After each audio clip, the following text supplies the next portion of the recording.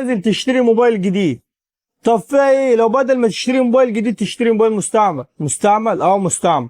هفهمك بقى ليه مستعمل. هتشتري موبايل من عند اخوك القائد جديد بسعر الاستعمال، مفتوح من علبته يوم واحد فقط. ما انت اللي هتشتريه جديد ده اشتريته حطيت فيه الخط استعملته يوم او ساعه بقى مستعمل. هي نفس الفكره. تعالى كده بقى بص، ده موبايل اوبو اي 3. تمام. بص الموبايل اهو، الله اكبر، بينور معاك. انت شايف اهو الموبايل بيتكلم عن نفسه. دي سكرينة المصنع. الموبايل ده النسخه اوبو اي 3 الرامات ال 6 وال 128 بكام جديد؟ كلنا عارفين الموبايل ده ب 8400 جديد. تمام تمام. تعالى كده افرجك على الموبايل ودقة تفاصيله في الكاميرا وحاجة عاملة ازاي. حاجة ما شاء الله، الله اكبر عليها. بص كده ركز معايا كويس. تمام. بص حاجة بسم الله ما شاء الله، الله اكبر عليها. الموبايل بص لسه مفتوح من علبته بنكتفه. تمام.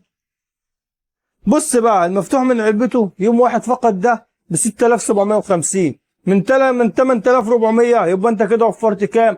وفرت بتاع 1800 جنيه في يوم واحد. فهمت؟ واهم حاجة ايه؟ صلى على النبي.